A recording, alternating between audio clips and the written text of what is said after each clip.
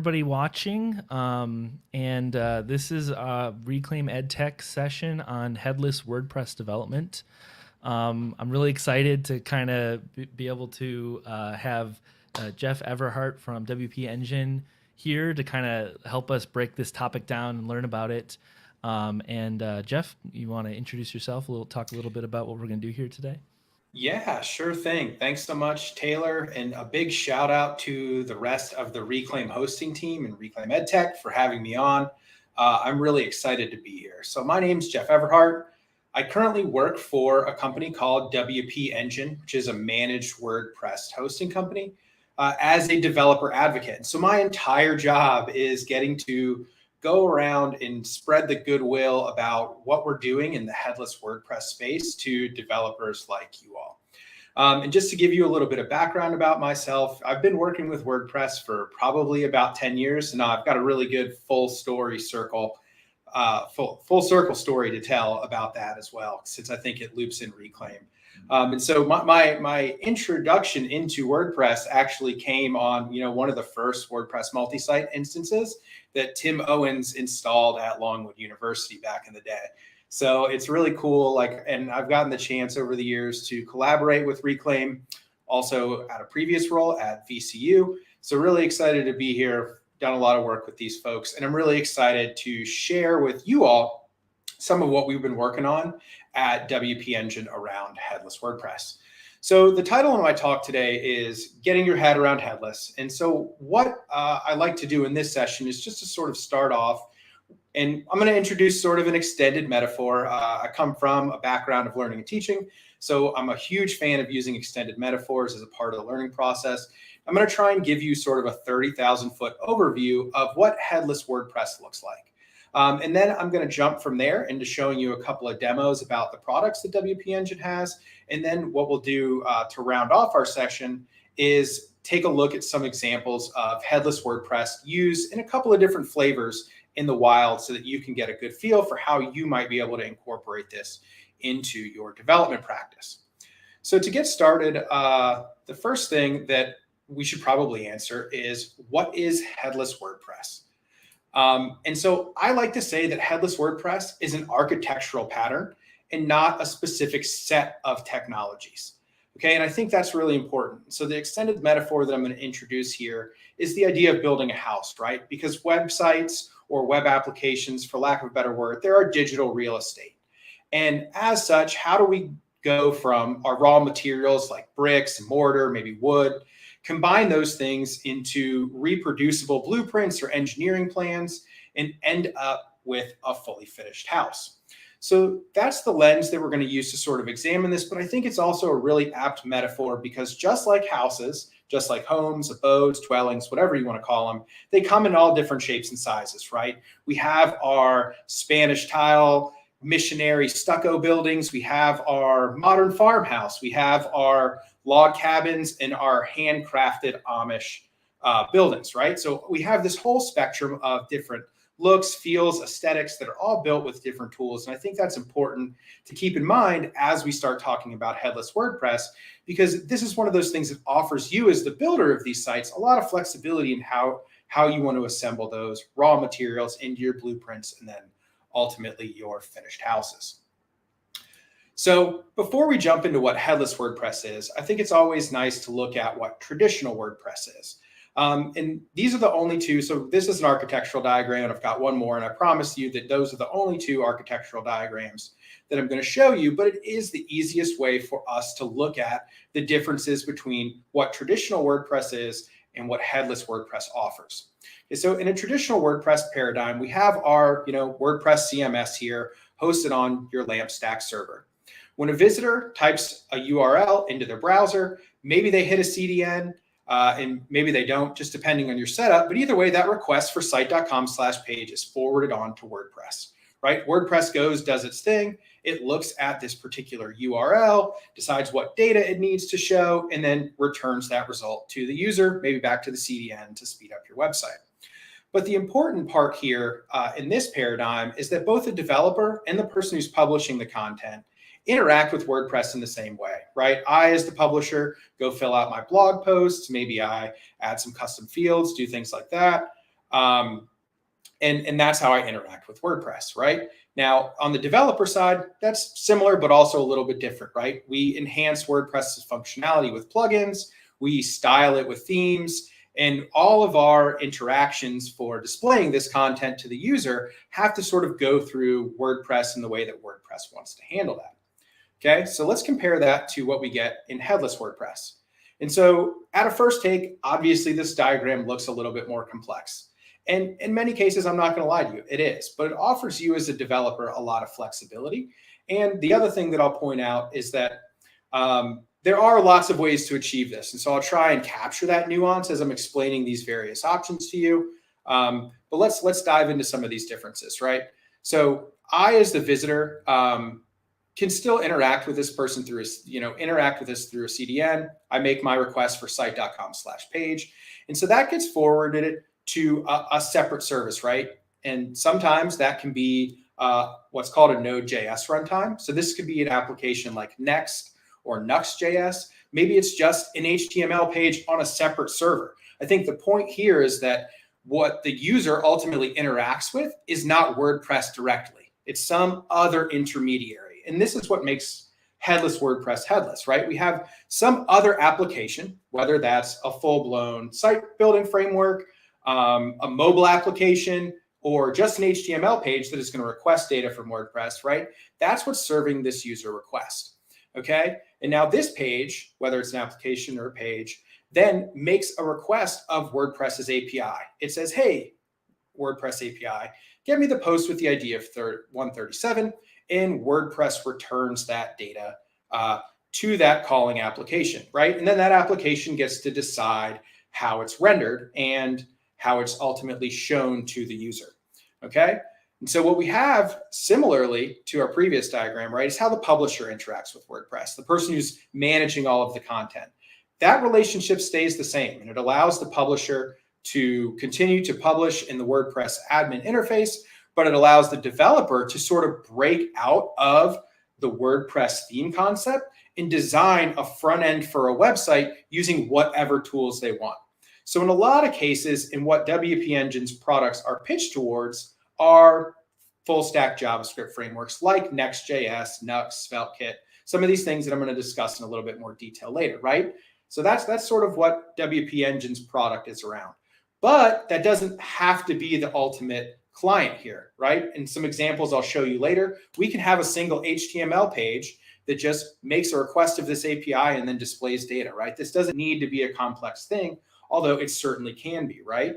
This could also be some sort of mobile application. So an Android or iOS app that is using the WordPress content management system to source content, right? So that we can, as a publisher, manage our content in one place, but then we have the ability to use APIs to publish that content in multiple different locations. Maybe that's going to a website over here, a landing page that's just an HTML page, and then these other separate Android or iOS clients. And so for us as developers, for me in particular, it allows us a lot of freedom, right? Because WordPress theming hasn't changed much in the past 10 years. And some people, especially those who prefer to write using JavaScript frameworks, felt kind of left out. So this is a way that we can sort of incorporate the best of both worlds. And it makes a lot of people happy because they really enjoy the content editing experience that WordPress gives them.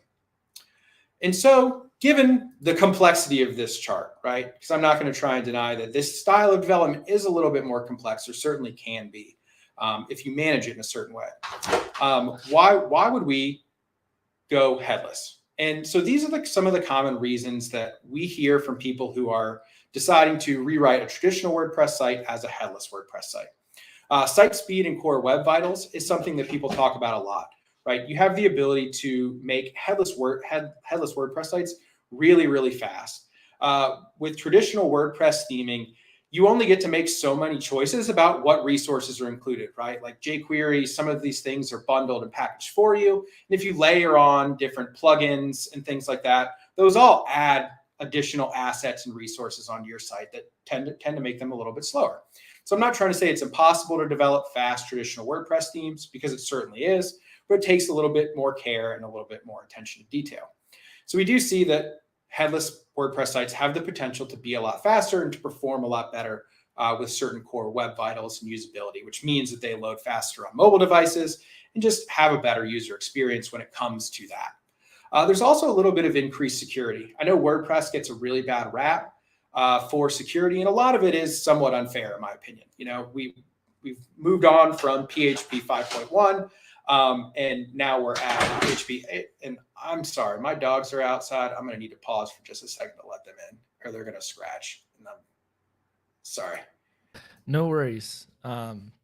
We can take a break while you get your dogs. Just needed to let them in the room. Sorry. Oh, cool. Yeah. So we have increased security, right? Because the main mechanism by which our users interact with our website is now separate from WordPress, right? Maybe it's an HTML page, maybe it's a JavaScript framework, but it's not WordPress directly. And because of that, we sort of get security through obscurity. If you can't really tell that we're using WordPress, it's difficult to have WordPress specific exploits thrown against you. Additionally, another argument that we see come up a lot is the idea of developer experience. For people who have come into web development in the past, 5 or 6 years, who have focused primarily on using JavaScript frameworks to build websites, i.e. kind of like the Jamstack experience, a lot of those hosting platforms have really nice developer experiences. I push my project up to GitHub, this service builds it for me, and beyond that, I don't really have to think about it. So we see a lot of benefits and improvements in that regard as well. Something I hear also from agencies and larger organizations in particular is the idea that we can do component-based versus template-based development. So when you're building a traditional WordPress theme, right, you have all of these different theme templates. You have your index, you have your page.php, and that's a collection of, partials or other sorts of pieces that we're going to build into this template, right? It says when I'm evaluating a particular route and I realize it's a page, all right, this is the template that I show them. And it's not impossible to do component-based development in that respect, but it is a little bit more difficult. And so what I'm seeing a lot happen at larger orgs, and this happened particularly at VCU while I was still there, is that some of these larger organizations are making these moves towards creating their own component libraries, right? Where I have a collection of buttons that I've created that everybody can use, or I have cards or list items, or these different common web components that are going to be used across our organization so that everybody shares the same styling, everybody meets accessibility requirements, and all of that. And what Headless WordPress allows us to do, using sort of JavaScript as an intermediary, is base our development process around those components. So it really does in some ways support those goals of larger organizations who are trying to standardize, all of their buttons or all of their modal menus and things like that across an organization. The last thing that it allows you to do is the idea that you can write once and publish everywhere, right? So if I have one WordPress instance with an API, I can publish in there, and then I can echo that data out to the web, to an iOS application, to an Internet of Things application. And so the possibilities of how you can really use that and what that data can do is kind of up to your imagination. And that's really cool. So I'm really looking forward to seeing how people push that. At WP Engine, we actually have somebody who's doing a lot of work with WordPress in the metaverse. And so, doing this whole 3D thing via the APIs. And it's really, really sort of fascinating to see what the potentials of that are. That's really cool. One of the things that is really interesting to me on this is that I've often thought of Headless WordPress as sort of a solution to the problem of like, we don't want to do this in PHP regular WordPress for the reason of like, I don't have that skill set is kind of how that comes to me. Like I can like kind of do stuff in static HTML and a little bit of JavaScript. So that's compelling to me, but to hear that like large organizations have, not similar reasons, but like a similar endpoint, basically the different reasons that get them to the same place is also really interesting to hear. Also, WordPress in the metaverse is wow. Yeah, so I'll definitely share some links. That. Anthony Burchell is his name. So yeah, I definitely go follow him on Twitter, and I'll throw some stuff out there because it is interesting. And I think you're right, and that is interesting. And I wouldn't say that it's different because, quite honestly, that's what we're seeing a lot is that is part of the reaction. People no longer want to develop using PHP or investing a ton of time in learning WordPress proper. So this allows them to leverage whatever skills they have in front-end development, right? Which is kind of Exactly. JavaScript, HTML, CSS land, to still build really cool websites using WordPress. Because I think, and I'll get to a slide here in just a second, but people love that part of WordPress, right? The content management aspect of it is nice. And I think people, especially marketers, people who manage sites, still really like WordPress when compared to some of the competitors. Especially when you're talking about a team of people managing that content. I've been in plenty of conversations when people go, yeah, we just need a way to do this. And then when you really poke at that, it's like, well, we actually do need a system that allows for editors and authors and public, Yeah, and all that stuff gets very the reasons complicated why very it can't quickly. just be a Google Sheet CMS. Yeah. Yeah. So cool. So that sort of leads me to my next slide. Like, where does WordPress fit in here? And I've got a bunch of other logos from companies, because one of the reactions that I get as somebody who's been a part of the traditional WordPress community for a long time, when I start talking about Headless and start sharing some of these things, they're just like, wow, they're angry. They're like, why would you do this? Like, WordPress is not meant to be like this. And that's why I have so many caveats, right? Because it's not that you can't make fast websites in WordPress or secure websites in WordPress. It's just that the headless idea makes some of these things easier. And I always like to frame this as well, as that the idea of the headless CMS isn't something that we just up and invented, right? So you've got Sanity, you've got Strappy, you've got Contentful, you've got Storyblocks. All of these are giant multi-million or billion-dollar companies who are serving this content management system niche with a headless first CMS, right? And so I look at this, in the sort of like indie ed tech person in me says, well, like, I want WordPress to be a part of this, right? WordPress is like the scrappy open source project. Strappy technically is open source as well, and they've sort of built a company on top of it, but like, when I look at these other SaaS-based offerings, that's certainly like what I want to see out there. I want to see, the option for people to have like a platform independent way to do this style of development. And that's, to me, where WordPress comes in, right? Is we have these other SaaS-based companies, and WordPress gets to be that sort of open source, community-driven alternative. But it's not like we just up and invented this style of development, right? There are people and companies who specialize in this stuff in a lot of ways that we're trying to help WordPress catch up to in terms of feature set. But it's happening, and that movement is already, has been going on for a while. So it's not like this is something that was invented with WordPress, right? We're just saying, I feel like WordPress should be a viable alternative to these other, in certain cases, really expensive systems. Like, the price tag for Contentful is like thousands of dollars a month, if we're just for the CMS piece of that. So that's sort of where WordPress sits in this kind of landscape of headless CMSs. But I think it's also important, since it is like a somewhat new practice, to sort of define where we are in the cycle, just so that everybody's expectations of what's possible and what's on the horizon are sort of level set, right?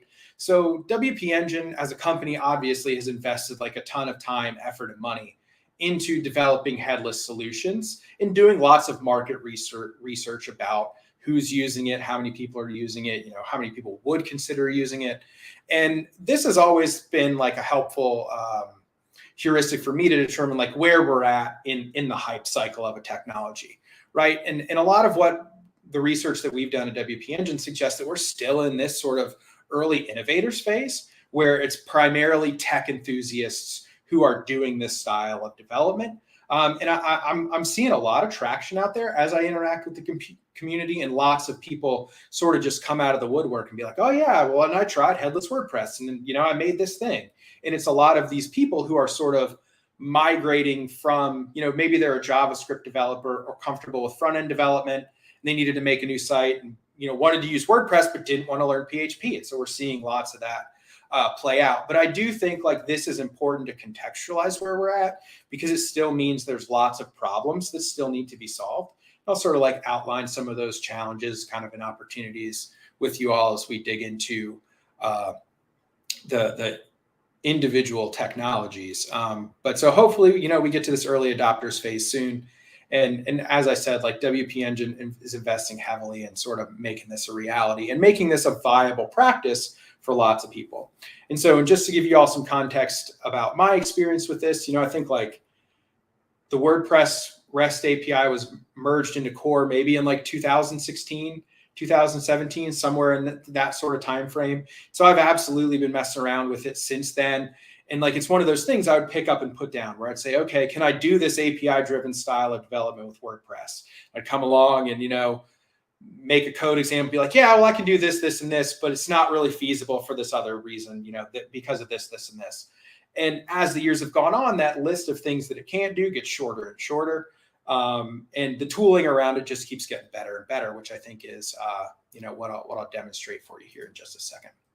So I'm going to take us back to our building metaphor. And what I want to talk about for just a second are the raw materials of our headless WordPress site, right? So our bricks and mortar, our wood, our nails, the things that hold this stuff together.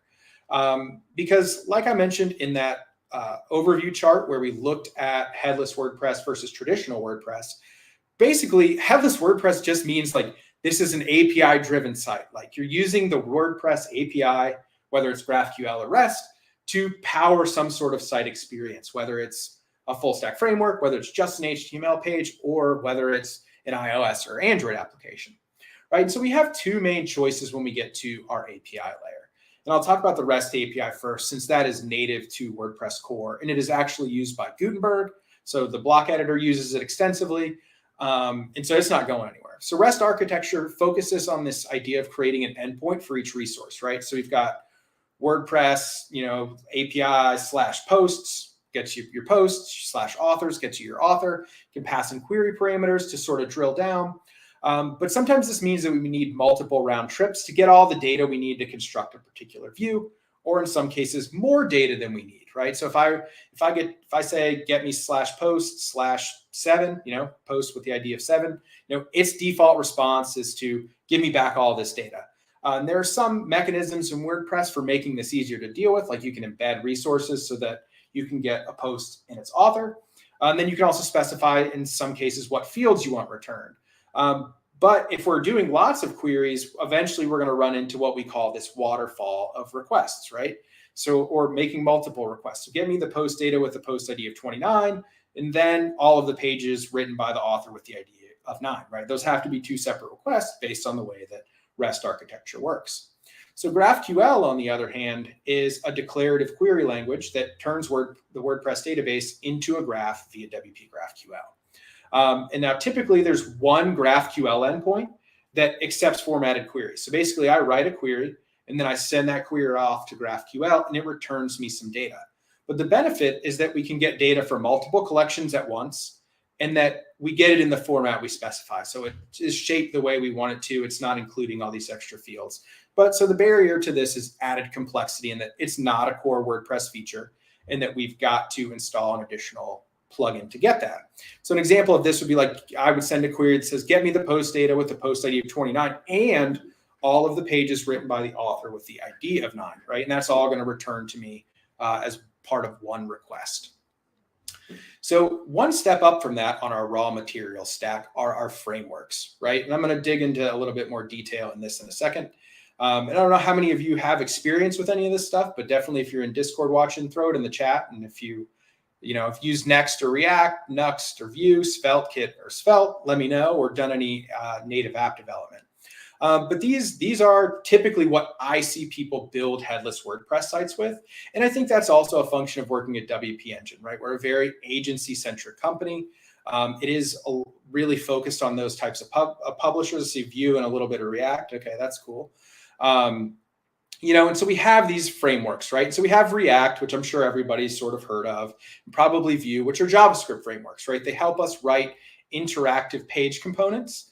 But then we have also these frameworks that sit on top of React or Vue that help us build sort of fully fledged websites, right? And I kind of liken that to a lot of what WordPress gives us as a part of its sort of traditional stack, minus the content management piece, right? We have Nuxt that handles our routing and decides what templates to render and what data to go and get and populate into those templates. And so those are the mechanisms that we use to communicate with the WordPress API. get data back, and then sort of determine how we want to display that to the user.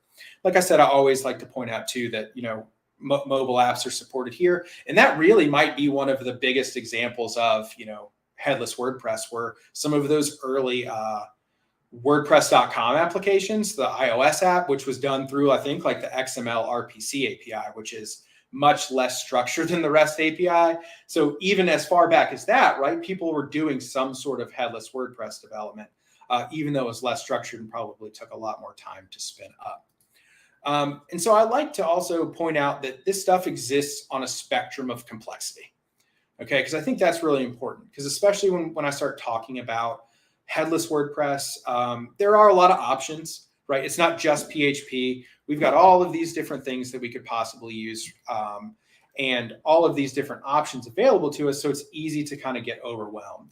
And so on the right-hand side over here, where we've got the most complex stuff, right? We've got some of those frameworks I just mentioned. We've got Next.js, we've got Nuxt, we've got Gatsby or Svelte. Then in the middle, we can also do some headless WordPress development just using React or Vue.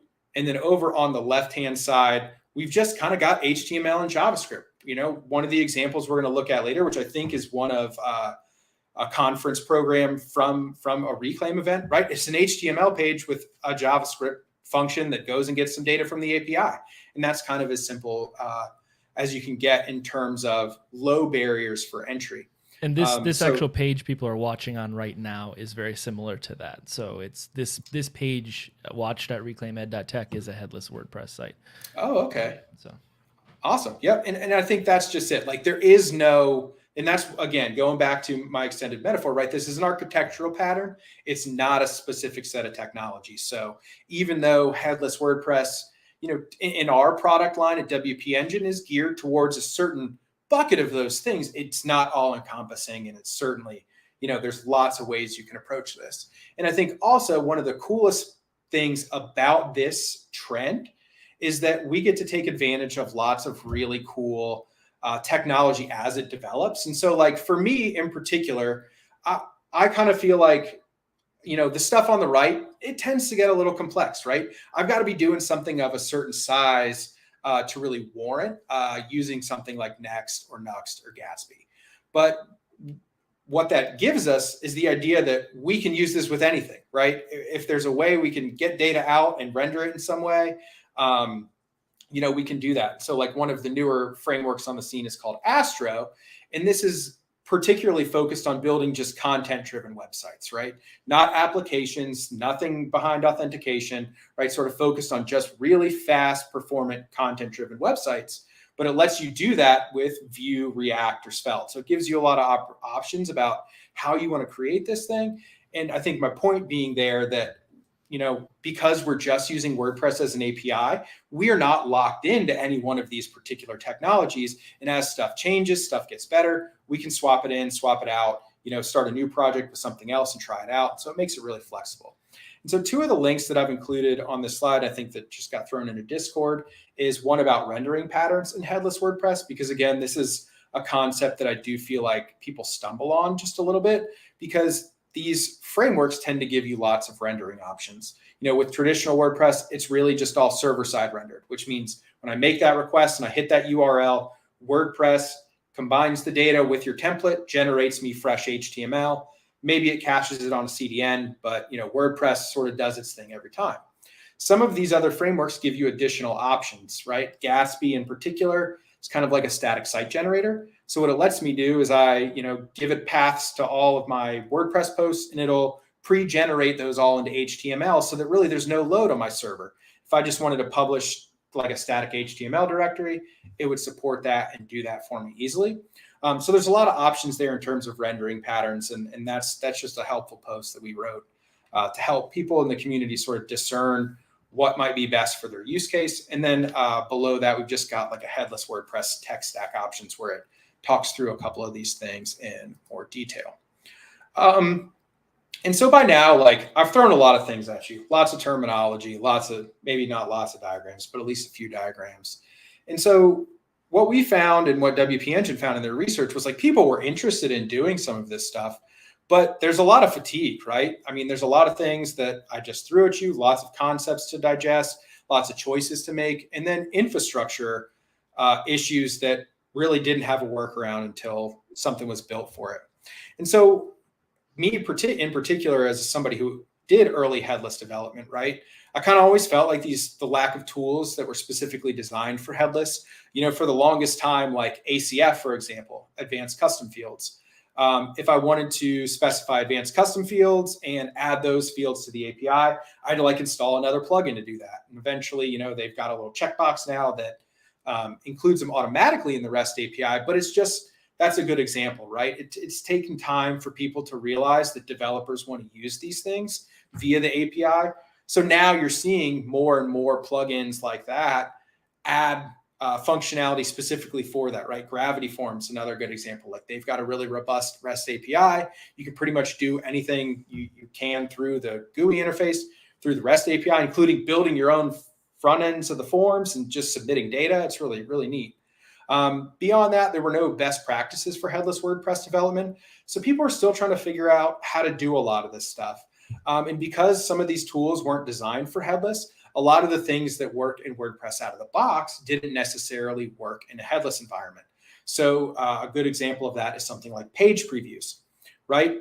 The concept of a page preview is a protected resource in WordPress. You have to be logged in to see it. So for a lot of the ways that people were doing headless WordPress development, it was kind of hard to hack together a way to accurately preview your page against what might be rendered by a totally different application, right? So WP Engine, there's a plugin that we built that sort of addresses that, for example. But I think all I'm trying to do is give you all like a good overview of these different pain points that people felt and sort of how the community came together and started to work through those. And then the last one was that hosting and infrastructure was just too complex to support. And I'm just going to slide back a couple slides because I think that this is worth talking about, right? Because on this spectrum of complexity, right, if we're going to host a headless WordPress thing, and we're doing it down here in this realm where we've got an HTML file, that's all right for most average folks to do. But once we get up here into where we're using these full blown, like a totally separate application as the front end of our website, that idea is really complex, right? At that point, you've got two separate servers. You've got your node server running this thing over here, and then you've got your WordPress server over here. And so I think for a lot of small teams, the idea of doing anything in this realm was sort of untenable at a large scale. And that's sort of where some of what WP Engine has put together comes in. And so just to sort of circle us back to our extended metaphor on building, I think it's important that we look at the idea that not all hammers are made equal.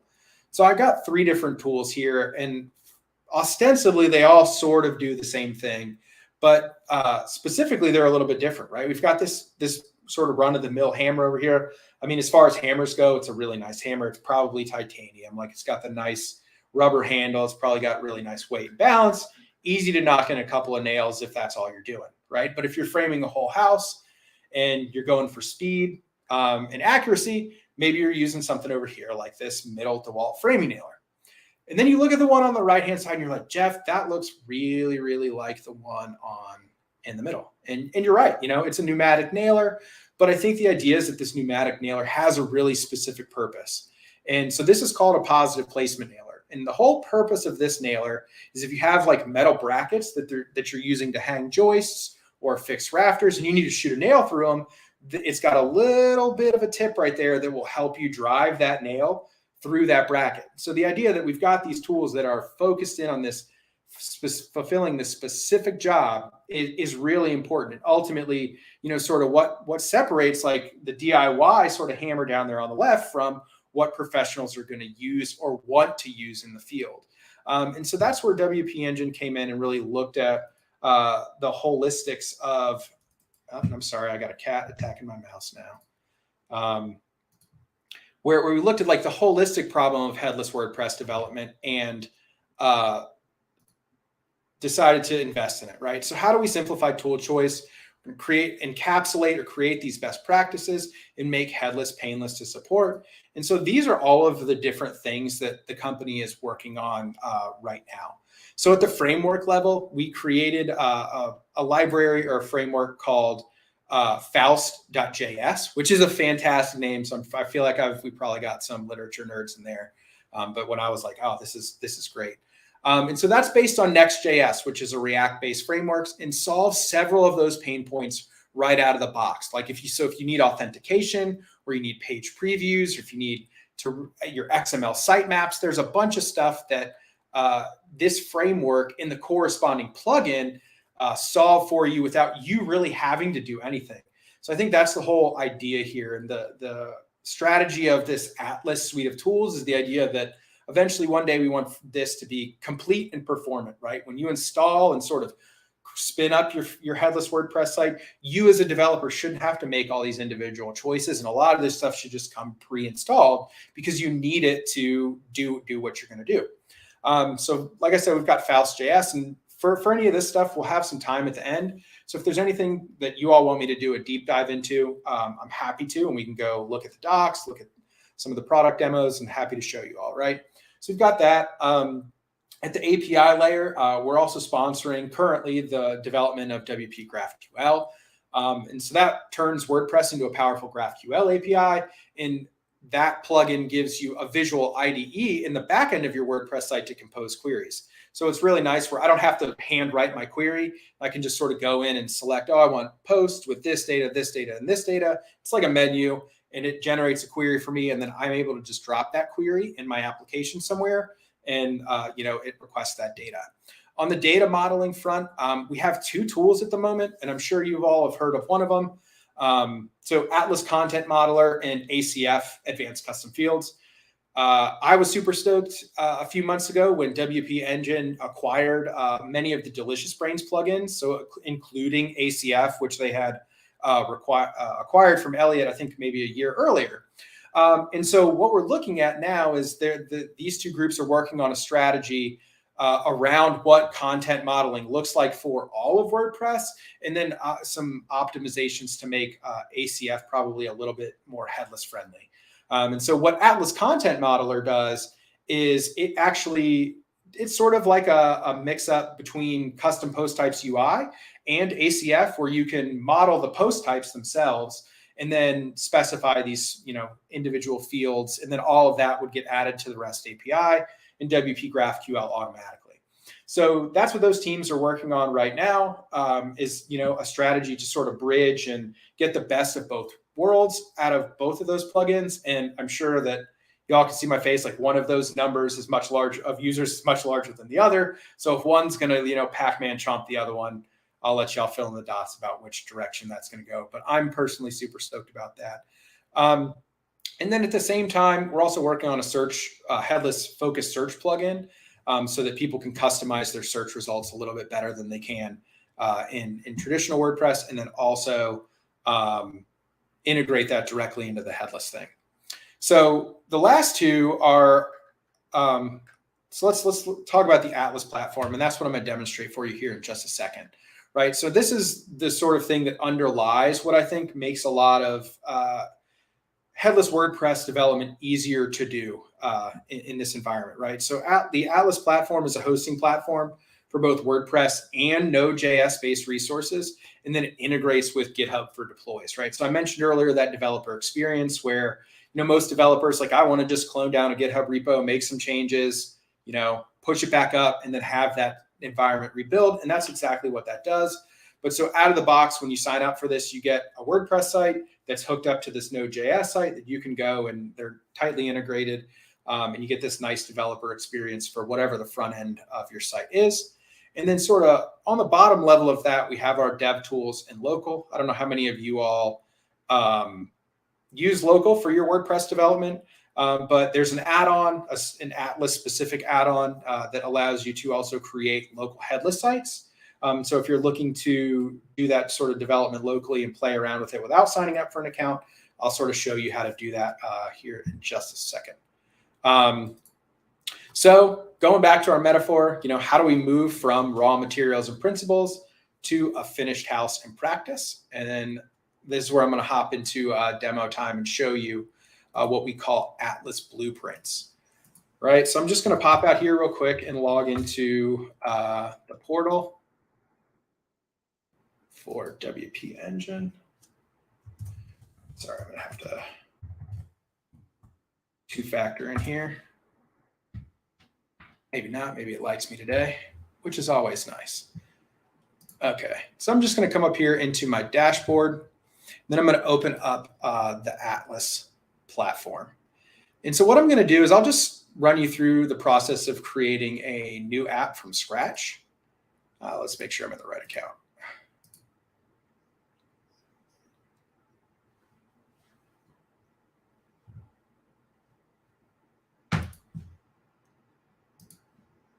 Okay, and so once we're here, we have two options, right? We have the option to start with a blueprint or pull from our own repository.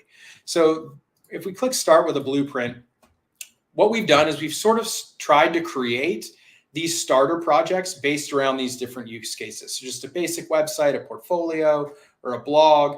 And basically what you as a user do is you select this, we'll authenticate with GitHub. It's going to clone that into a repository in your account and then deploy that website for you. And we can see that it includes all of these plugins for us out of the box. We get WP GraphQL installed, we get Atlas Content Modeler, Faust WP, and Atlas Search. And so we'll just do this basic blueprint, and then we'll click continue.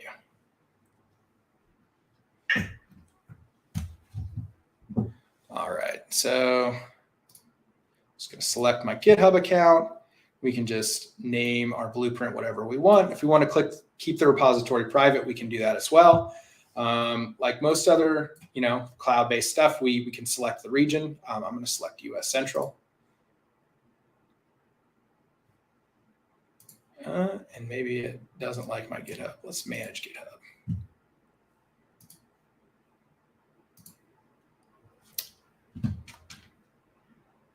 Looks like it kicked me out of GitHub.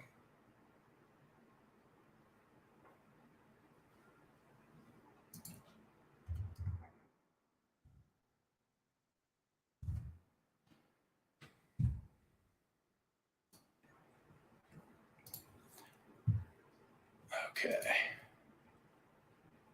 Let's try this one more time.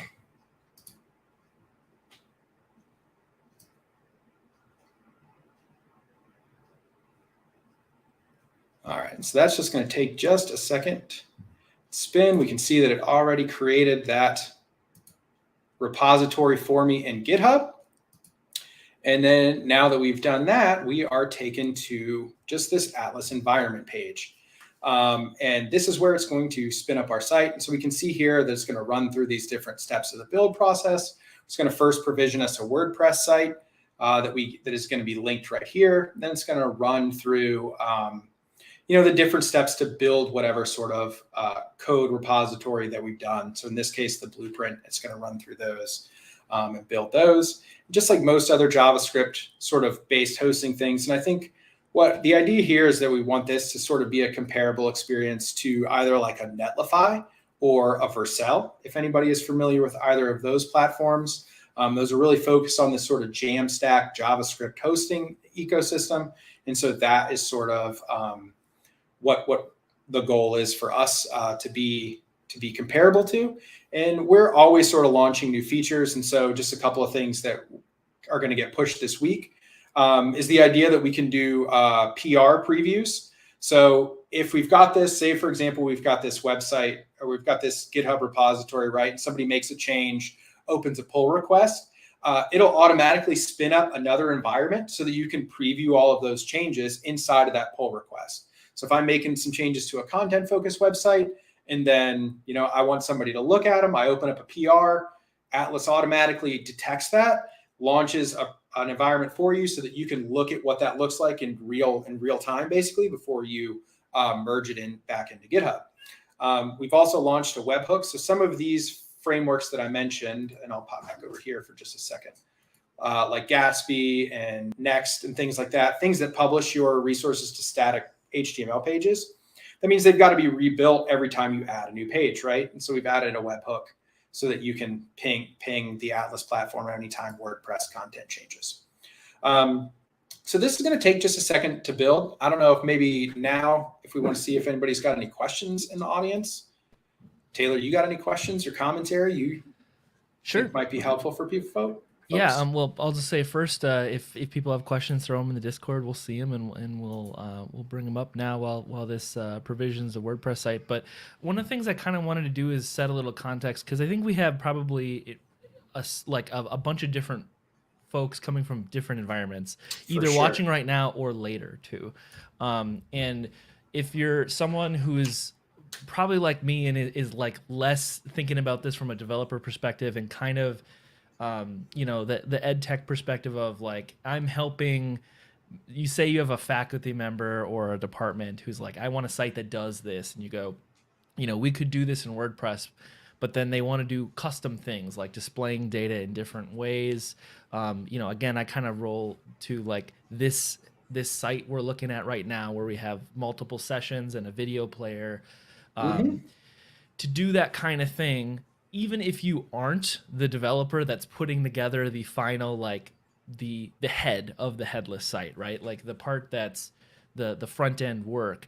I think in my experience, what this allows you to do, even if you're bringing in like someone to do some of that work, is this stuff is much more readable and changeable and sort of sustainable in a lot of ways. Like we had that this site, this session viewing website, our watch site, most of the work was done on that at this point a couple of years ago, and we've been Hmm. kind of tweaking the front end and the back end to our needs. And the great thing about that, from my perspective, as someone who's not like a full stack Java web developer, is I can go in and look at like, all right, I got two files, right? Like I've got this Yeah. index.html. That's pretty easy. I have a pretty good understanding of that. And I can look at the JavaScript and kind of see what's happening and what's going on. And that's totally separate from and divorced from our data, right? The stuff that is Hmm. important that I don't want to break, and is mostly built in our case, ACF. Um, so for me to do some of that was really simple, to kind of poke through the code as someone who hadn't looked at this stuff in a way that I'm less familiar with WordPress theme development, right? So I really want to kind of, I know that this is sort of like talking around the thing, but I think that context is important if you're looking at this and going like, okay, I'm not a developer, maybe this isn't for me. I think understanding where this has that Hmm. place amongst your tool belt of things that you can Yes. suggest, because so often I've been in the shoes of someone who's like, or who comes with a project idea to me. I'm thinking WordPress at a certain point, and then they go to a point where I'm like, all right, this is going to be custom development, and they go, yes, but I want to do it. And then we have to have a talk about like, okay, well, that's great, you can hire someone, but what about in 3 years? And Hmm. this allows a lot less of the custom development to happen in a place that's going to break with every major version of WordPress. You know what I mean? Like Yeah. No. in my experience anyway. Yeah, for sure. And I'll sort of underscore just a couple of things you said in there because I think they are important. So I think the idea, what you mentioned, right? I can go into these couple of HTML files and this JavaScript and like look at what's happening, and that's totally separate from my WordPress environment, right? That's an important distinction. That's the benefit we get from decoupling, is what we mess up over here has no bearing on what happens over here. Yeah. Where when traditional WordPress, like if I upload a bad theme with like one extra, or I miss a semicolon in PHP, Yeah. like Your the whole site's thing is down. shot. Yeah, your Yeah. sites for everybody's down, and it's just like you do get this sort of separation of concerns in a nice way. And that's part of why I think you're seeing, like when I go back to that headless CMS slide, right? That's why these other companies exist, is because you get this sort of technical benefit from Hmm. that. And the other thing that I would say as well, like, yeah, and I think one of the caveats that I want to make, right, is that WP Engine's built this product, right, and it's built it for a particular audience. And Hmm. that I think is these development teams of agencies and like larger enterprises and stuff, with teams of developers doing this, doing this style of development, which I think is really different from the indie hacker people, right? And Sure. even what I was doing before I went to WP Engine. And so I think going back to that spectrum of complexity is important, because like I don't want people to leave here to think that this is what headless WordPress is. because it's not, right? This is a tool to enable certain people to do headless more efficiently. But like we have, there are solutions all along that spectrum of complexity. And so if you just want to try this out with HTML on a LAMP stack, so like go for it. And that's a totally valid way to do that. Yeah, and it's really interesting for me because I haven't seen the Atlas platform before. We've obviously talked before right now a little bit that you were going to demo this, but it's not something I've looked into too much. But it is really cool for me to see how, because I do have some experience using what was the Jamstack one you compared it to? Netlify or Vercel? Netlify. Yeah, I used to run my blog on Netlify for a while,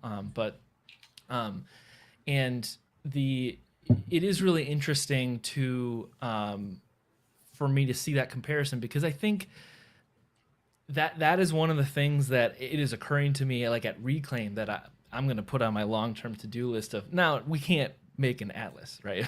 But what I could do is make a custom installer that throws a basic Apache server, probably full LAMP stack, maybe just Apache and PHP, and a WordPress site with some plugins configured, and say, here you go, here's two things. It wouldn't have all the same thing, but like you said, these tools, there's a place for a large spectrum of them. Between you got to go spin up multiple AWS containers and and install MySQL yourself and all that stuff. Yeah, and once we're in that land, you're right, that's going to take a while. But I do think that there's an interesting opportunity there for that. And again, like, I mean, anyone that knows me has probably heard me say this a million times, but like, there's a lot of power to understanding the building blocks here and what they can do, and then going from there, like, and saying, like, I don't maybe need a fancy solution, or I do need a fancy solution for what I'm doing. But if you can understand here that, like, fundamentally what this is using WordPress, utilizing the WordPress database for your content. That idea is super powerful, and it's really interesting. Even me playing around with this a little bit, like, it's really interesting things that when you have that concept available to you, you can do things that are kind of amazing. Like, I did some testing, just real basic, like, of like, what if I put 3 posts in a WordPress page, do this all on LAMP, and have a headless site on the same account that just pulls and displays that text. It as a demo, like, is that faster? And it turns out, yeah, because like displaying my basic HTML site is nothing to in this case Apache, and so that's, I guess, one of the things I really like about that technical flexibility, I guess, is what I'm saying, is that you can do this in all kinds of different ways, all kinds of different places, even local headless, which is, you mentioned, that something had never even occurred to me, but that's really interesting too. One thing that I did with this display site we're looking at right now, if you're watching this, is because all of our data is in a WordPress site that we've been using for years at this point, this version of the headless site I developed on my machine first, because I didn't need to have a separate server for it, and then I could just deploy it as needed. So it's really cool stuff. It does, and it gives you a lot of flexibility. And so I think, and if you want to pop the screen back up, it's been done for a second. And so what we'll do here is I'll sort of just show you all how the rest of this platform works. And then I think I've got a couple of examples, like in the wild, things we can talk about that I think maybe for our audience will like better represent that spectrum of complexity, because nobody, like, I don't want to say nobody, but the people who are going to start here are the people who are the JavaScript developers, right? People who've already been doing this style of development and are just coming to use WordPress. Where I think there are a lot of other ways that you can sort of get your feet wet with doing this style of development that might better fit into your workflows, And so I think that's maybe like a good point, a good place to like orient folks. So here, we see that, I've got this code repository created. Man, my cat is being very aggressive right now. Just really wants to direct the show. So I'm going to go ahead and copy this to my clipboard, and I'll just sort of show you all a quick example of how this would work in practice, right? So I've gone on to Atlas. I created a new blueprint-based site. It spun it up for me, created this repo in my GitHub repository. And so if I come into my code directory, we'll do, clone this repository. And then we'll jump in here.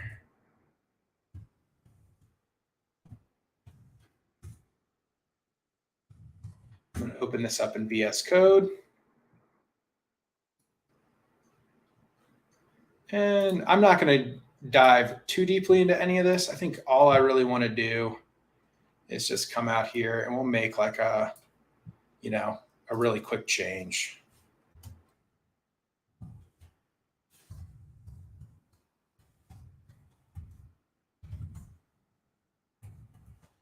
We save that. And we can basically use Git to add all of that stuff back to our repository. So we'll commit that.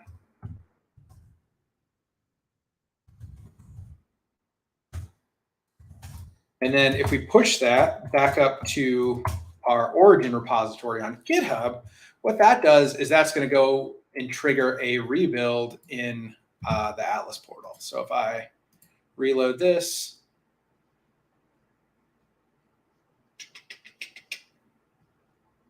we should see that, that's going to go ahead and run certain steps of that build process again.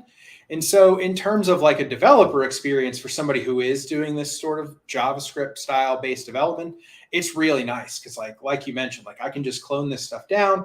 I can do all of my development locally if I want and run this project locally, and it's all hooked up to my WordPress site. And then if I, want to push something back up, that's all I do is I just push it back up to GitHub.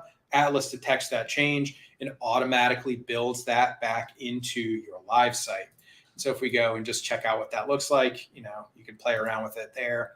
And so if you are interested in like taking that sort of step and investing time in that, these blueprints are a great place to start because they're sort of purpose made already. And so for you as a developer, like I always really liked having good examples to work from.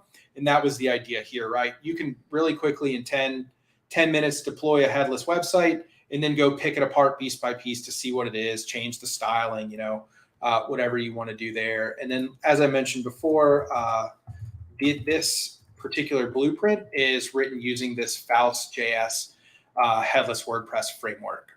So if you're looking for documentation, that's got a bunch of stuff here, and it's got, like I said, previews out of the box and sort of just installs a bunch of this stuff for you as a part of that blueprint process. And that's really cool. I'm assuming like a lot of it's using, because it's set up the GitHub repository for you. It's got the hooks pre-installed pre-set up to like a post deploy, probably GitHub hook to do that. Yeah, I don't know exactly what hooks would be there, but yes, I mean once you authorize as a part of that initial process, the Atlas platform, like the Atlas bot or whatever, does all of that, is listening. Yep. And like I said too, it's also got those pull request previews. So if I were to open a pull request, like if I had a separate branch that I was working on, and this is just maybe a little bit more advanced of a developer workflow, but like we've got our main branch, which is what's in production, and maybe we've got a develop branch that is what we're working on, and I open up a PR to merge changes from one branch into another. It'll build you a new environment for that, which is also really cool and good for a certain type of developer. Awesome. Yeah. So cool. So that's sort of Atlas. If there's anything else on this tool list that y'all want me to go over sort of toward the end, just let me know. Like we could do a deep dive in WP GraphQL, show you what ACM looks like, whatever we want. But what I did want to spend some time doing is looking at some examples from the wild. And here are just a couple of the ones that I pulled out, right? And so like I said before, and I've been talking about this whole presentation, we've got this spectrum of complexity that exists when we do this stuff. And, what I would say Atlas is maybe over on the right-hand side, right? We've got a full-on application that's running the front end of our website. whether it's Node.js based, iOS based, whatever. That's sort of the most complex thing we can do. On the other hand, like, I think we've got the HTML, CSS example that we'll look at here, and I'll sort of show you how you can, break that down as well. But I also think it's worth mentioning that, since headless development is essentially just using the WordPress APIs to get data and render it in a particular way, there's nothing to say that that can't coexist with traditional WordPress theme development. And so I'm going to give you this example. And this is one of the last things I worked at while I was with VCU Online, was redoing their website. And I'll sort of give you a little bit of context for the history of this website and why we decided to do it the way that we did. And then we'll look at sort of the headless features in particular. But one of the things that I mentioned and the reasons why people tend to go headless is because they get to do this idea of component-based development, right? If I'm using something like Vue or React, it's all sort of centered around the idea that I'm creating these discrete components that I can then reuse across a page or across an application. So that's great. And for larger orgs, that's awesome. And what VCU had done for a couple of years before we redid this website was they spent a lot of time and effort into creating their own component library called Compass. And so, if you've ever used Bootstrap or any CSS frameworks like that, it's kind of the same thing, right? We've got different buttons, and they've got classes on them. We've got different cards that we can use. And there are all these different components that we have that they've created, right, that we want a way to import into our website. And so we undertook the redesign of this website sort of to refresh it, number one, but then to also incorporate this Compass component library. And let me see, I'm already in GitHub. Let me hop back out and see if I can find that. Oh.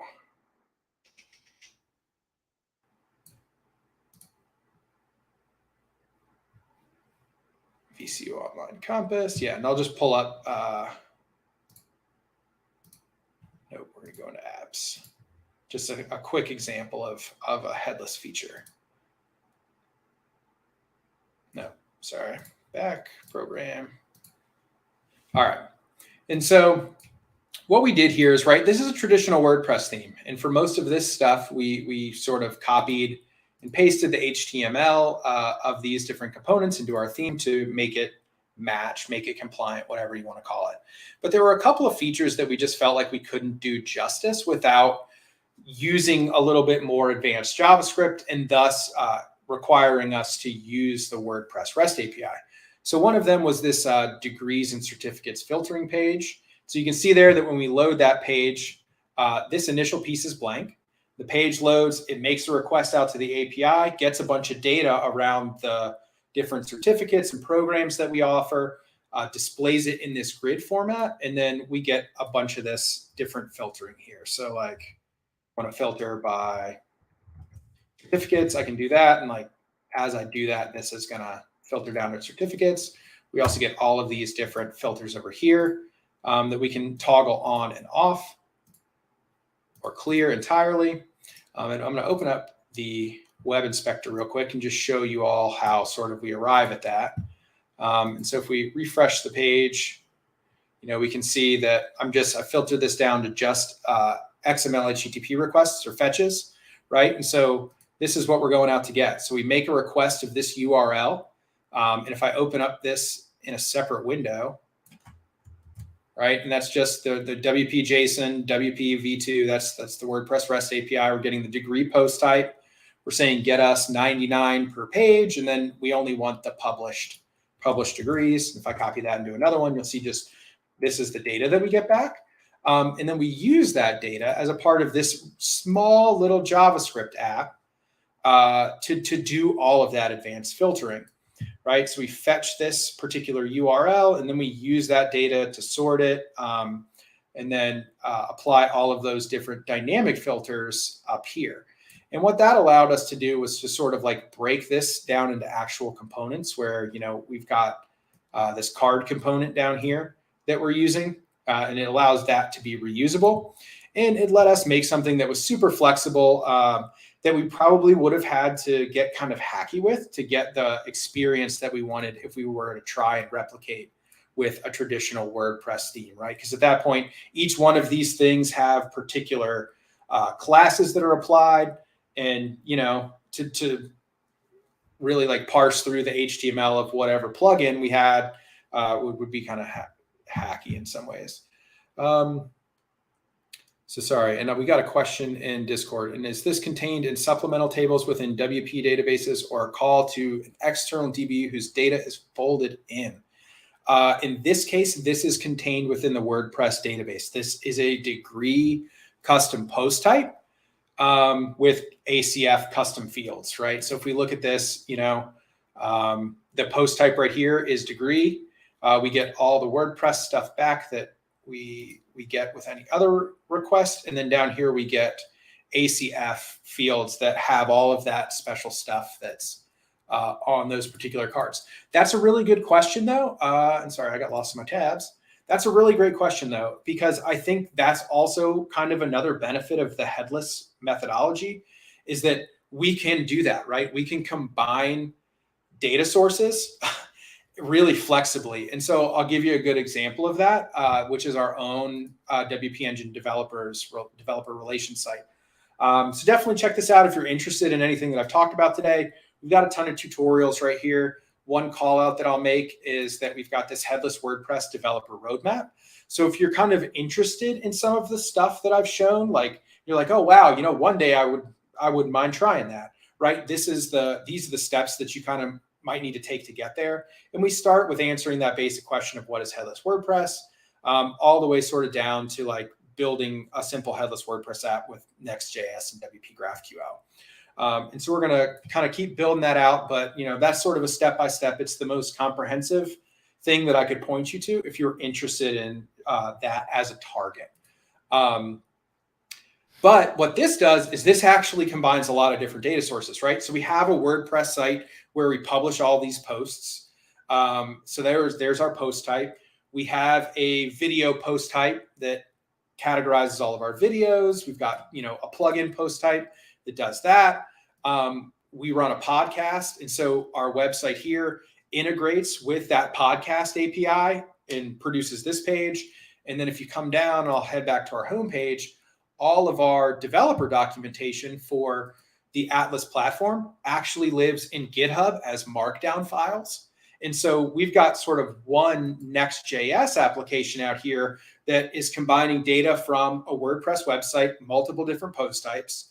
It's combining data from this podcast services API, and then it's also combining markdown files from GitHub all into this one sort of really complex site that offers us one place to work on it. So that's kind of a decent example of doing that, where you sort of knit together all of these different sources. And again, that can be as complex or as simple as you want it to be. This podcast feed is literally one REST API endpoint that gives us back all the podcasts. And so, you could treat that the same way you would in any other HTML file. That's really cool. And I wanted to just kind of circle back and ask a question then, in terms of like for the scenario, which is I think most of the examples we've given so far of we're using WordPress as the single database, and backend for your content. We mentioned ACF a few times, and that's for folks that aren't familiar. That's Advanced Custom Fields. It's a plugin that lets you create post types and sort of custom taxonomy. Well, I don't think it lets you create post types yet. I think you have to create the post types. And then you can, yeah. Yeah, maybe I'm wrong, but no, I think you're right. I've been messing with it, but I'm pretty new to it, and some of it is I probably did manually as a custom. Well, yeah, and I don't want to spoil. I won't commit to any sort of feature release, but I wouldn't be surprised if that shows up soon. Sure. And then you've also mentioned Atlas Content Modeler, which is sort of WP Engine's take on that, is my understanding. Yeah. And let me see. Let me hop into there actually. Well, and we could go and look at that. Yep. And so I'm going to hop back into my Atlas environment because let's take a tour of that because I do think that's worth mentioning. So let me hop into here. And then I'm just going to, when we spun up that Atlas app, it created me this separate WordPress environment. And so we'll just pop in there via WP admin. And I'll show you all what that looks like. Yeah. And so like I said, that is centered around the idea of these custom content models. Okay. So let's just create a project one.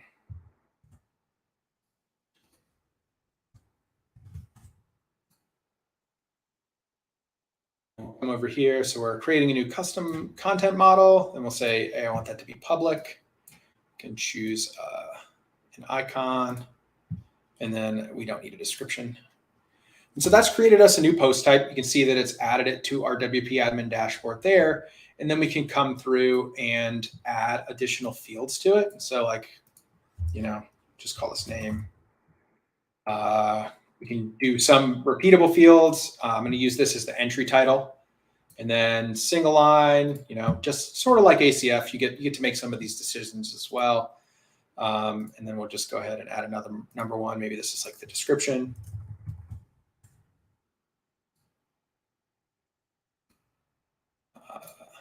And we'll just leave it at that for now. And then I'm going to come over here real quick and we'll just create a couple.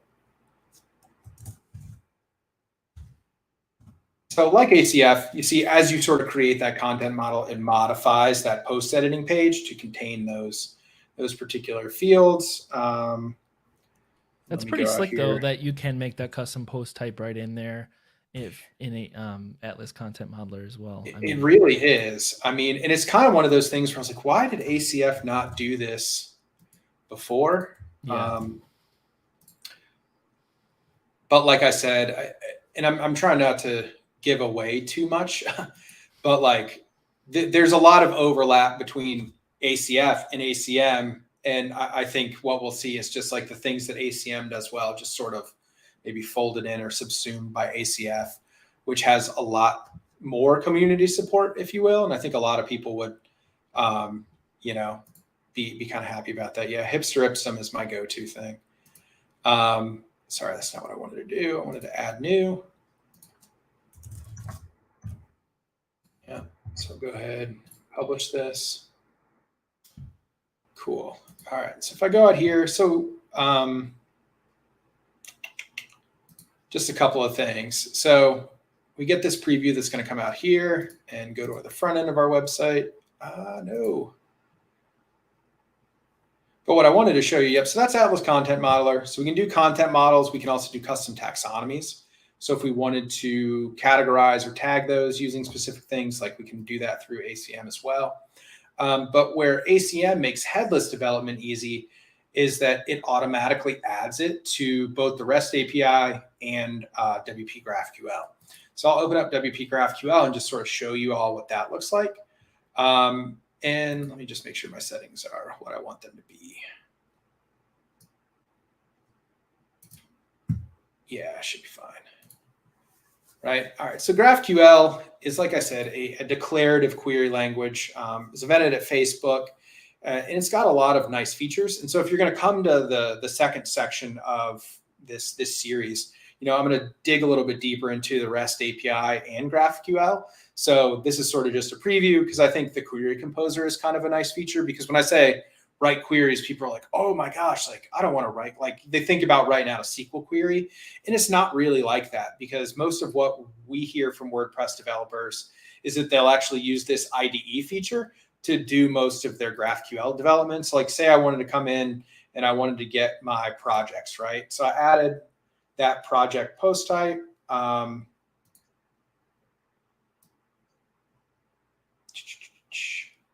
I can come here and let's say, I don't know, let me open up this link in a new tab. And I'll say, as someone who's only used the REST API so far, this is already a lot simpler. Because and I suppose a background too, you mentioned it already, but just to reiterate, the REST API is built into WordPress. GraphQL is a plugin that you can install and then makes it available. Yeah, WP GraphQL is a plugin that will basically turn it into a database. What would I call this? Description? Yeah. All right. So yeah, say I want to write that query, right? Like I want to get this post in these fields on that post. I come in, I use the query composer. It sort of tells me what fields I have available. But like one of the nice things about GraphQL is that everything's kind of linked, right? So it tends to be a little bit cleaner in some ways than using just the built-in REST API, right? So if I want to make one request for this project and the author's, I don't know, name, which is going to be me, like I can sort of compose that query here, click run, the ID, make sure you set the proper ID type. That's a good call. Thank you. And it'll even give you helpful errors when, like me, you don't know what you're doing. ID type down here. And then, yeah, I think we want database ID. Yeah. Okay, cool. So, yeah, and it'll return that. And so basically what developers will do a lot is they'll come in and say, all right, I've got this page and I need this data, and they'll take a second and stub out their query using this query composer. And then for me, I would just copy and paste this query in my application somewhere, wherever I was making that query. So like I don't have to write it from scratch. You get this nice tool, and then you can kind of just drag and drop the stuff there as well. It's also really nice because it gives you this interactive explorer. And so like I know the shape of my data. Yes, and that's huge. It's a lot simpler. Yeah. And so there are some ways that we can do that with the WordPress REST API. Like I mentioned, there's an underscore fields thing. And so like if I go get posts, like if we go and we look at this example, right, this is me getting everything on this, and I don't know that we're getting embed data, but we've got a ton of stuff here, right? And we're not using half of it. So it's just like wasted data transfer, where GraphQL, you kind of just specify what you want the object to look like. It returns you an object that is that shape, and all that stuff is kind of clean and neat. Well, and you get a lot of that toolkit. What you were just showing is, your request, and that's the JSON you get back. And I think you may have like a Chrome extension installed to actually make that pretty. And like you can fold the stuff, and not that that's big deal. People can install a plugin.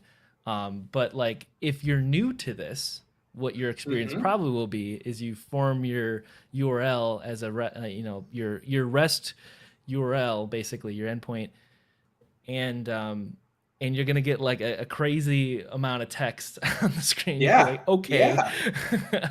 Well, I mean, and it's that's like a much nicer like, onboarding, I guess, is what I'm getting at. Just the GraphQL stuff. Yeah, and that, I think that's kind of what we hear too. Like there is, and I don't want to downplay it, because like you are learning, you're learning sort of a new pattern, right? And that Sure. this is just a URL. Like I type in a URL, I get some data. Like I can kind of understand that. So there are definitely trade-offs there. And the other thing I don't want to downplay is like usually to use this, you might need a JavaScript package. Like it's kind of hard to just send this query in a post request as is and have it work well. So like there is some added complexity in where you put that might not be there in REST, because REST, if I just want to use like, fetch, which is in the browser, like that's easy, that's totally a super easy thing for me to do, where making the request might be a little bit harder. But yeah, I look at this and I'm like, man, I can only think about when I was getting started, how often I would get lost in traversing this JSON data structure. Be like, oh, it's what is this? It's like, oh, content.rendered is what I need instead of just content. And so there's a lot of intricacies to this data response from that REST API that I think GraphQL does a little bit better of a job, like managing for you. But like I said, so that's sort of a preview of what I hope to talk about in session 2 later this week. We're going to sort of deep dive into a bunch of that stuff. So if you're game for that, I'd definitely love to have some of you all there. I think we got a couple more examples that we can look through. Taylor, unless there was anything else in here while we're in here you wanted me to sort of run over. I mean, I think we're good for now. Like you said, we'll dive into some of that stuff a little bit more next time. I definitely am really interested to see more about integrating the GraphQL side of things, what that looks like.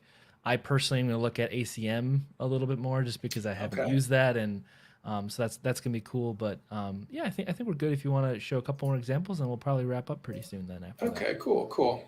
Yeah, and so the other one that I wanted to talk through too was, I guess this is really your all's product, this domains schedule, because I think that this is just really like a fantastic look at, where Headless shines. Because I know that you can see up here, right? We've got just an HTML file, and I think that's awesome. Because again, like the scrappy web is the best web for me, and so like the idea that you're putting this out there, and like I read back through Jim's post about why you all decided to do this, and I think that this is a really good use case, right? Because when you're loading stuff via WordPress, like in a traditional way, WordPress is shouldering all that responsibility. It's generating your HTML, it's making a new database request every time somebody hits it, like unless you have a CDN or some layer of caching in front of it. But even then, like it's sending you all of the JavaScript you need, like, and it's responsible for all of the things. And so what that means is that pulse load things tend to bog down sites really quickly, right? If a bunch of people are using a WordPress site all at once, like that has the potential to overload the site very quickly. We see it happen all the time. Like, even though you may put steps to mitigate that, it's still definitely possible. And so this is a great example of that, right? This is the idea that this is a schedule. You're going to have a ton of people on this thing all day looking at it. And you want a better, more performant solution that's really never going to go down, right? Because even if this page loads, like we go from, and this is a good example. So I'll open up the inspector tools too, right? And I always like to look at the size of, whatever it is that we're transferring. And wow, I mean, so right there, the amount of data that we get back from the WordPress API is less than a megabyte, right? 734 kilobytes. And we got that in, let's see, how quick did that come in? Like a second or two, 1.12 seconds, right? So that's a quick load time. But overall, I mean, the total page weight of this whole page is 1.3 megabytes.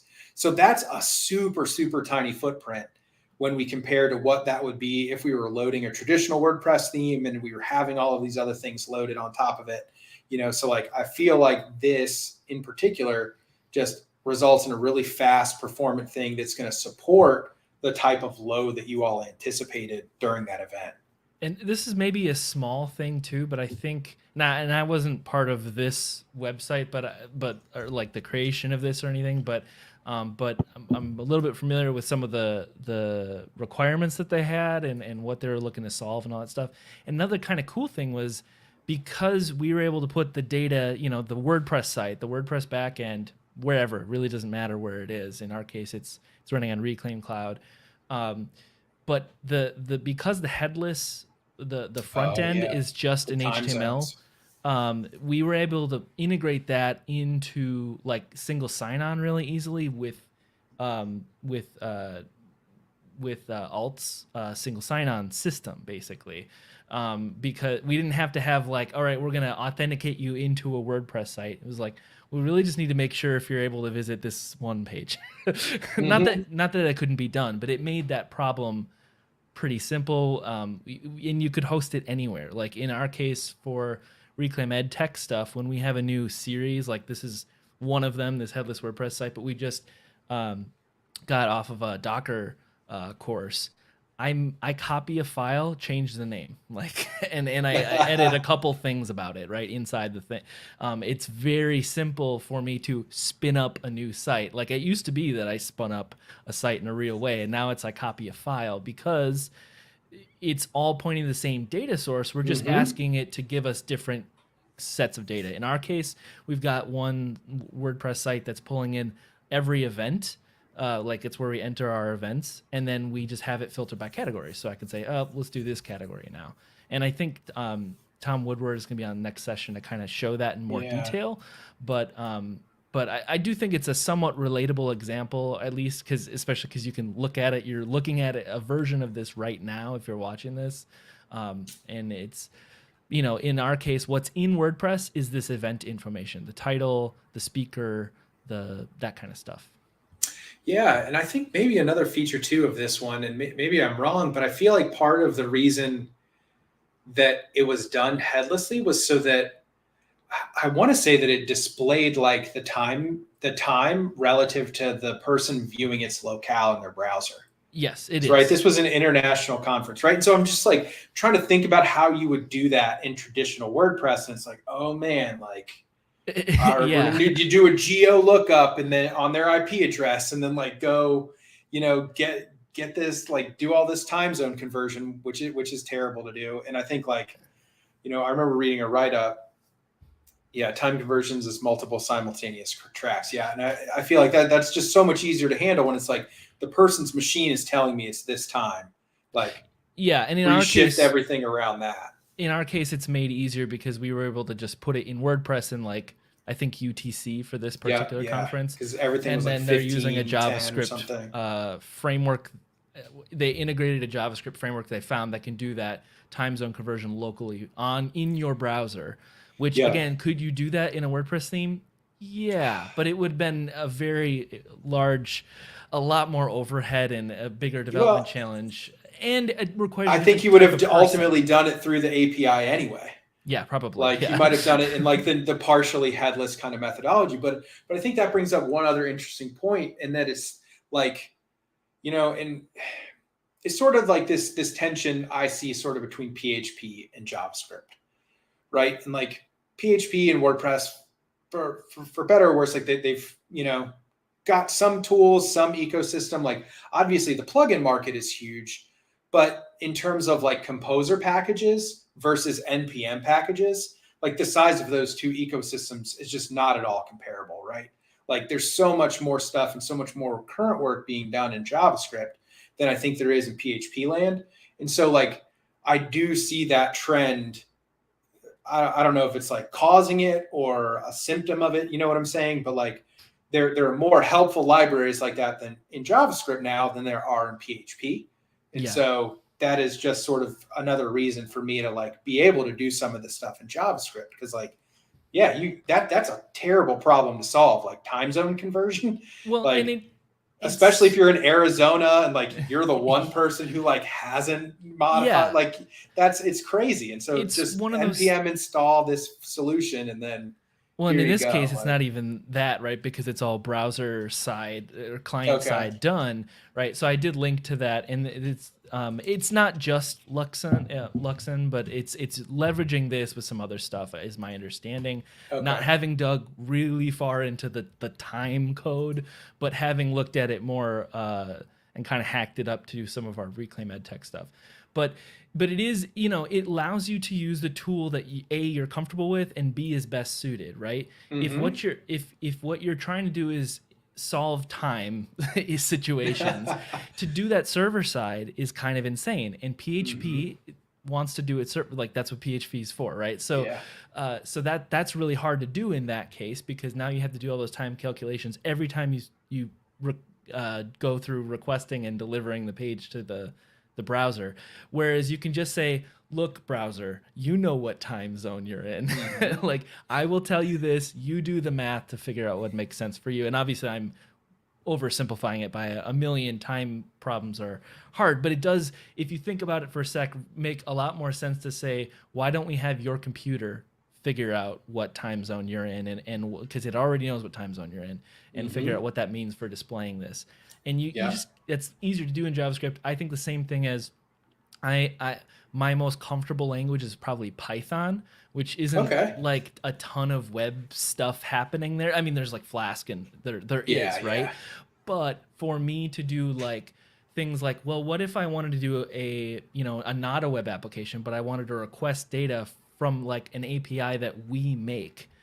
I can do that with WordPress as the backend, and then use the Python tools I'm familiar with to manipulate that data and do something with it. And this headless concept just allows you to have, look at your tool belt and decide, this is the one I want to use, not the one I have to use. Basically. Yeah, for sure. For sure. Cool. That is very true. Yep. And so then the last example that I'll sort of show, let me just close out a couple of these tabs. And this is just, a giant site. So the other thing I wanted to leave you with, again, so now let's navigate back to the right-hand side of that complexity scale. And so this is probably one of the largest, most visited headless WordPress sites like in existence, maybe. Android Authority, and they're sort of one of the ones that run on our platform. And they've done a bunch of like white papers and things like that, talking about all the benefits that they got. I mean, but so my recommendation to you all, just go click around this thing. Like, it's Android related news, but I think you'd be surprised at how quick and how performant it was based on the size of the website. And so I think, like, a lot of people too, like, if we're looking at this trend in development, again, like on that hype cycle and where it is, like, what does it need to become more solidified, more accepted, better supported? I think having these really large things exist as proofs of concept are important. And, I've heard of a number of different sites, like this one's one of them. There's another one that is focused on like e-gaming, Dexerto. If you're into video games at all, you may have been to this site either way. But this is also a giant headless WordPress site with like a multilingual thing layered in. So there's a French version and a Spanish version as well. I mean, but some of these things are serving 60 million page views a month. And it's just sort of astounding to me that they're able to scale to that size. But it's really, because they've chosen to opt into some of those like optimizations that I think headless gives you. So like I said, there's some things at the right-hand side of the complexity scale. If you're interested in sort of thinking about like how far people can push this, there are people doing really complicated, enterprise level things with headless WordPress right now. And it's just now that we're sort of like learning more about some of the ones that already exist. And I'm always stumbling on people like, being like, this is a headless WordPress site. And I'm like, what? I didn't know that. Because they are hard to detect. My understanding is whitehouse.gov is a headless WordPress site. I don't know if I know whitehouse.gov is that, let's see. I know they're leveraging WordPress and the REST API, but that can mean things that aren't exactly headless WordPress as we're talking about right now. So Yeah. I could be wrong. Well, we can see. And I always just come up here, and if there's a bunch of like, yeah, I'd say probably not, because we're still loading the typical theme. Oh, okay. So it's probably just a CDN in front of a WordPress site, essentially. Yeah, and it wouldn't surprise me. I mean, if they were doing sort of what I demonstrated with that VCU site, where there are certain features that are powered by the API, but the site itself is still driven using a traditional WordPress theme.